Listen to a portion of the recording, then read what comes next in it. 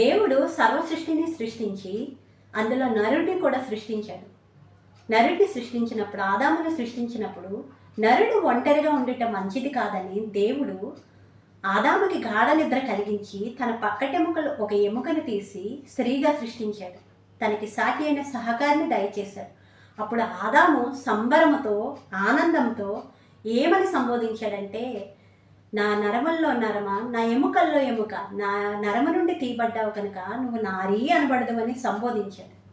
కొద్ది రోజులకి అవ్వ తన పాపంలో పడినప్పుడు, తినకూడని పండు తిన్నప్పుడు, తనతో పాటు తన భర్తకి ఇచ్చినప్పుడు తన భర్త ప్రవర్తన ఎలా ఉందంటే అక్కడ ప్రేమ అనేది మారిపోతుంది. దేవుడితో అంటాడు, నీవిచ్చిన ఈ స్త్రీ వల్లే నేను తిన్నాను అంటే తన భార్య మీద నెపం మోపుతున్నాడు. ఇద్దరు తప్పు ఒప్పుకోలేదు, తన భార్య కూడా అంతే, నువ్వు ఈ సర్పం చెప్తేనే తిన్నాం అంటే మనుషుల ప్రేమ, భార్యాభర్తల మధ్య ప్రేమ ఎలా ఉంటుందంటే అక్కడికక్కడే మారిపోతుంది. కానీ దేవుని ప్రేమ ఎప్పటికీ మారదు. అది ఏమని కీర్తనకారుడు సంబోధిస్తాడంటే, భార్యాభర్తల మధ్య ప్రేమ ఎలా ఉంటుందంటే, భార్యాభర్తల మధ్య వికసించిన ప్రేమ పుష్పము వాడిపోయి రాలును త్వరలో మోడులా మిగిలిపోవును.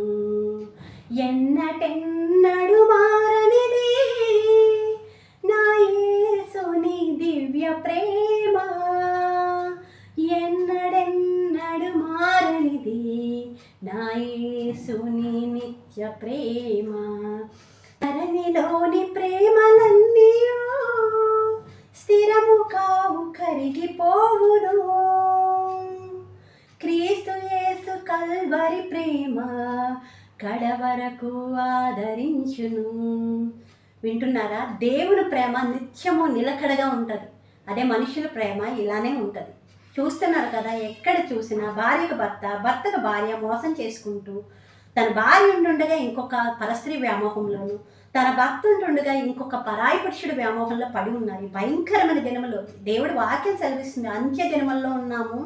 అంత్య దినములు ఎలా ఉంటాయని అడిగినప్పుడు, నోవాహు దినములు అంటే వావి వరుస లేనివారు, లోతు దినములు అంటే తన కుమార్తెలే తన తండ్రిని పాడు చేసే స్థితిలో, అలాంటి భయంకరమైన దినముల్లో చూస్తున్నారు కదా. ఎక్కడికక్కడే భార్య ఏమో తన ప్రియుడి కోసమని భర్తని హనీమూన్కి తీసుకెళ్ళినప్పుడు చంపేసింది.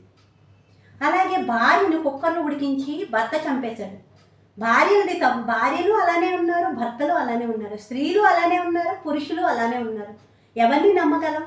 అందుకే అంత్య దినముల్లో ప్రేమ చల్లారిపోతుంది. దేవుని ప్రేమ మాత్రం నిత్యం